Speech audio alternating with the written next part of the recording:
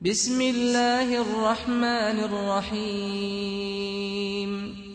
Sura Maun. Nihoyat shafqatlik va mehribon Allohning ismi bilan boshlayman. Ara'aytallazi yukazzibu bid-din.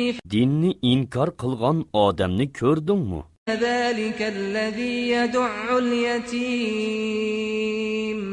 U yetimni do'shkalaydigan va la yahuddu ala ta'amil miskin. Miskinga tomoq berishni targ'ib qilmaydigan odamdir. Fawaylul lil musallin. Shundoq namoz o'quvchilarga voyki, allazina hum an salatihim sahun. Ular namozni g'aflat bilan o'qiydi.